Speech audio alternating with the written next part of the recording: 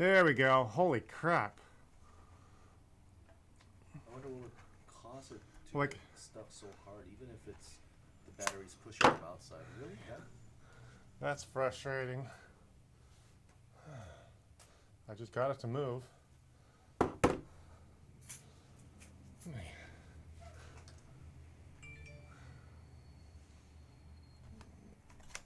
I do not want this to get stripped because we're stuck.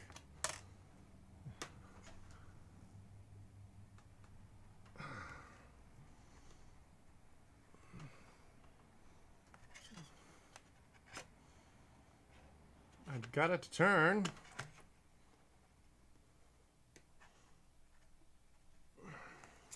I got a problem here. How are we going to deal with this? No. Flathead.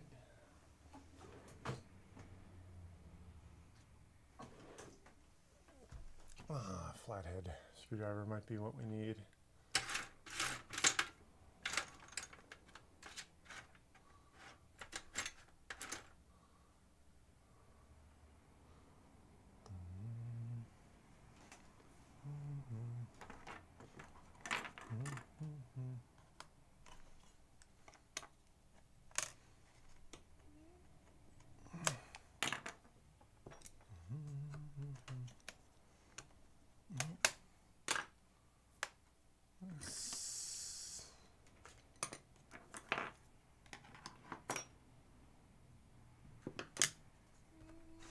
Okay, well, I just don't want to lean too far into it.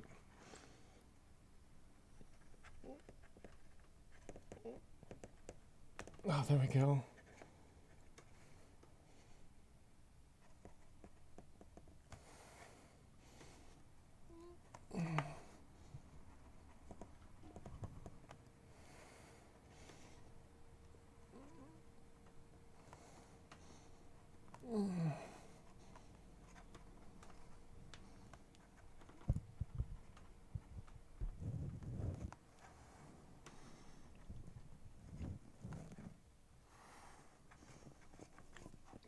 Okay, I got it. That was close. I think whoever tightened it in the factory was overzealous with Yes. the tightening, I'm pretty sure. Okay, so we're going to throw this screw away. We're going to be minus a screw. If you want to buy the screw kit from Dell, this is a special screw because, as you see here, it's shafted. Yeah. It's not a traditional kit screw. So the whole screw kit, I think, is like $10. Let me ask you an honest question. Yeah. Is it going to suffer without that one extra screw? No, it's not. Okay. In fact, I did Dell warranty repair for Dell for like 3 years. That's what allowed me to get into my own thing because my office was my car and I did house calls and people kept my number and that's what allowed me to eventually get busy enough to require an office. Uh-huh. It even got to the point where I was doing those Dell warranty repairs in my office, which used to be in the village. So that's how I got into my own thing. Okay. There we go. So it's not going to... It's perfectly fine. It's not like something's Yes. going to pop out because I don't have one screw. Right? Correct. In fact, it goes right through the battery, and yeah, the battery doesn't show obvious signs of bulging out. I think somebody was just overzealous when they were tightening Yeah. it. Has it been running hot? It could have been. Well, look at all the dirt. Do you have a pet? No, I don't. You have a lot of dirt in here. So let me get some compressed air while we're in here. I did have it for many years, if that... Maybe it's accumulated over that time. But Right. That's a lot of dirt. is it a good idea to get... in my desktop also, there's like, it looks like a furball, what I mean, is on the fans. Yes. Should I be... Yeah, you want to blow this dirt out because it screws up the efficiency. okay. It dirties the air, meaning it creates more turbulence than what the fan should be dealing with. I did notice it does get hot. So now it'll run a little cooler. Yeah. And you see how much Where effort. does the dust even go in? Where's the... Like, I guess from underneath. Well, you live locally, right? at the beach nearby? No, but here's the thing. No, no, no. First of all, I live in Cerritos. Okay. This desktop has been with me because the past few years I've been Right. not really in Cerritos. I've been in China. I've Oh, been in okay. Pittsburgh and Okay. China for a year and Pittsburgh for 2 years. So yeah, Yeah, so you've been enough places to where you got foreign dirt in there. foreign dirt. Yeah, definitely foreign dirt. But here at the beach, a lot of people don't realize how dirty the beach is. We're like 3 blocks from the ocean, and the wind is always taking that sand and putting it in the air.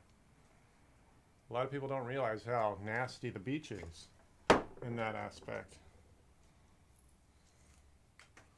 There we go. I wanna. Oh, there's my other one. So this is just compressed air.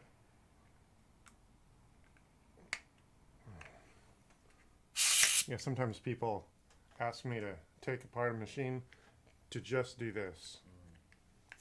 Do you roll your eyes when that happens? Or? Not well, if it's like this where it's not terribly huge, it's a normal, when it's not a huge issue to get inside, it's not a big deal. But some machines are just sloppily engineers, it's over engineered, and you got to take apart a lot to get to the simple parts. Personally, a desktop, I feel like I can do this, but for a laptop, I wouldn't. Well, don't let the size intimidate you. Laptops are only, the parts are smaller. That's pretty much it. Yeah. Like, I didn't even know you could take apart a laptop. Like, Well, it's not as modular yeah, as a exactly. desktop. Modular, yeah. Yeah. For So you- desktop, if I wanted to install something new, I just boop and put it in the slot and we're good, Well, right? technically, like if you wanted to upgrade your storage, Yeah. the other common failure I see is one, the fans get replaced, but here's your storage. This is your 1 terabyte SSD. Well, I can't tell how big it is. How big is it? It's the stock Toshiba. What is it, a 500? I guess it's not that huge. I wanted to upgrade it too, but like, if it was a desktop, it would be easy. You know what I mean? But like, Well, it's only a 256. it's very small. Yeah. So anyway, that's a replaceable part too. Oh, that is. Yes. So laptop Yes. parts, but that I wouldn't feel comfortable doing that. Okay, well, Just 'cause, you if know you what want I to mean? revisit that, yeah, I'll Yeah. remember you. I'll So give you a they discount. do sell like. Bigger ones. So this is a SSD, right? Yes, that's what this is. Yes. But they sell bigger SSDs in this size that will fit in that Yes. area. Yes. So you only have a 256. Most machines, modern machines. See, this is sort of a performance machine. That's how they get the cost down. Oh. They gave you a smaller, slower SSD, but it's still a huge upgrade in performance from a mechanical drive. The reason I wanted, I bought this Yeah. 2 days before I went to China. Yeah. Because I wanted a replacement desktop, if that makes sense. You know what I Yeah. mean? Like, so not. Yeah, like normally I would, if I wasn't going to China, I would have preferred a smaller machine that's more portable because that's what laptops generally I consider to be for. Right. But because I was using this as a replacement desktop in China, I was like, I want something relatively powerful, which is why we went with this. Is this 15 inches screen instead Yes. of 13? Well, the 13 is a nightmare. It's a reliability issue. They all burn up. Oh, really? Yeah, the motherboards burn up. Oh, I didn't know that. Yeah. Yeah, but I got a 15 just because it's, it's bigger and Well, therefore it has more features. And Well, it gets rid of the heat better. Yeah. And you can imagine I do such a small volume, given it's just me. If I can say I've literally had 10 or more of those 13s in here with bad motherboards, that speaks volumes. They overheat. So, and then of course I recognize, this is a much newer machine than what I used to do warranty repairs on, but I recognize the Dell way. Certain things in the way Dell puts their machines together has never changed. But this is relatively, it's not super out. Right now I'm doing office work since I'm at home now and I have access to my desktop. But Yeah. This is, I feel it's not super weak. Like it's probably not going to be able to do like hardcore gaming, but. Right. Yeah, it's not designed for that. It's fast in other ways.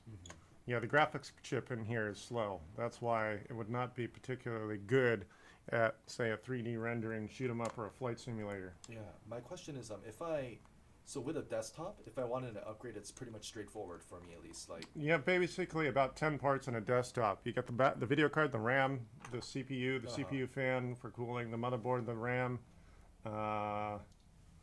If you want to do upgrades, like, what was it? The audio is generally, and the Ethernet is built into the motherboard, but it's actually a reliever in CPU cycles if you take an external, a discrete sound card versus a sound in the motherboard. Because I do YouTube, and I realized what I do is record what I do. Like I'm actually filming this. You're not on camera, by the way. What do I do? I filmed this, and what I realized is my audio, the motherboard on an entry-level Dell, pulls so much power versus an external video card. Not external, but you see how I got a card in there? That's my sound card that pulls. Yeah, the machine's not even closed up because I'm in and out of there all the time. But the sound card is a separate component than the motherboard. The motherboard consolidates the video card, the network card, the audio, and if you use all that stuff, it's going to pull more off of on an entry-level machine. That's an entry-level Dell, but you can still get those things on a higher performing motherboard, and you don't necessarily want that. I see. You want to keep it discreet, so that Anytime you hybridize something, you're going to lack performance. It's like your $1,000 iPhone. The camera's kind of okay. It's good enough for anyone who's not a professional. Yeah.